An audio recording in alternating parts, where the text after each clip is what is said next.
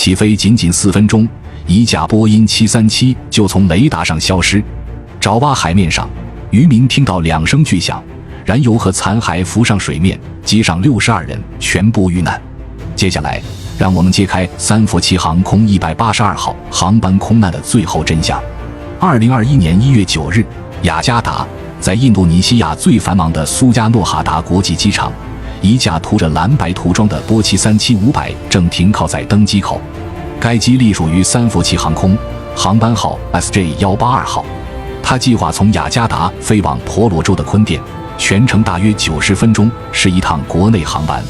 机上共有62人，其中乘客56人，机组人员6人。机长是54岁的阿凡，一位曾在空军服役的资深飞行员，累计飞行时长超过17000小时。副驾驶34岁，经验也超过5000小时。当天的天气并不理想，季风带来的大雨让飞机一再延迟。下午2点36分，航班获得了起飞许可，跑道25右准许起飞。随后，这架波音737开始在跑道加速滑跑，飞机顺利升空，穿过雨幕冲上云层，一切正常。飞机顺利爬升，机组和空管之间的无线电也井然有序。然而，几分钟后，意外发生了。2点39分，飞机爬升至1万英尺的高度。就在此时，左侧发动机的推力开始莫名下降，而右侧发动机依旧维持在爬升功率。飞机两侧的推力开始不对称，飞机开始偏航。按理说，自动驾驶应该自动修正偏航，但这一次它没能做到。机头逐渐左偏，自动驾驶不断加大右倾来维持航向，不平衡持续加剧，自动驾驶再也维持不住了。此时，机舱内没有任何警告音，飞行员们正忙着与空管协调航路，躲避恶劣天气。他们没注意到，飞机正在慢慢偏离既定航线。此时，空管注意到航线异常，呼叫道：182，你们偏离航线了，请确认。但无线电里没有回应。雷达上182号航班的高度停留在10900英尺，随后突然急速下降。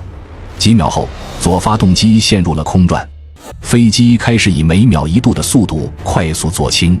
驾驶舱里终于响起了警告，机体左倾角度达到了37度。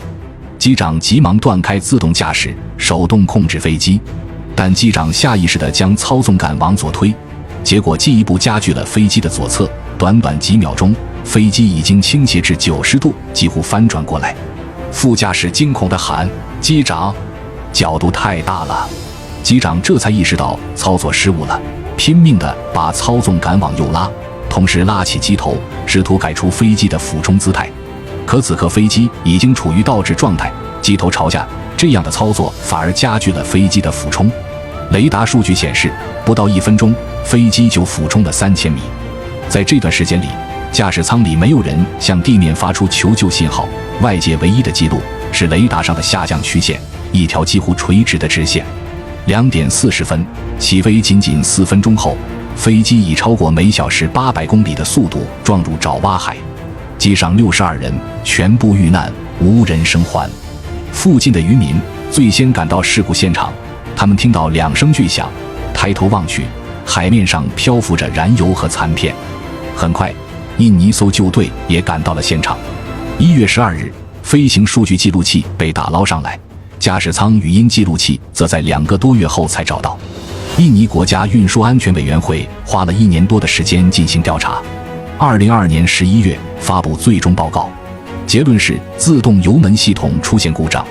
这架服役27年的波音737，早在事故前几个月就多次出现自动油门故障，油门会自行收回，前几次都被机组人员成功处置，虽然经过检修，但问题始终未彻底解决。在那天的飞行中，自动油门再次失灵，左发动机推力自动回收，而右边保持不变，于是飞机逐渐偏航左倾。糟糕的是，机组人员没有第一时间发现推力不对称，他们没有按照手册立即关闭自动油门，切换到手动模式。在飞行姿态恶化时，机长的操作失误加速了飞机的失控和俯冲，一场原本可控的机械故障，最终演变成全机遇难的悲剧。三佛齐航空182号航班告诉我们，在航空领域没有小故障，没有小失误。每一次警告，每一次维修记录，都可能决定一架飞机和几十条生命的归宿。最后，愿此类事情不再发生，警钟长鸣。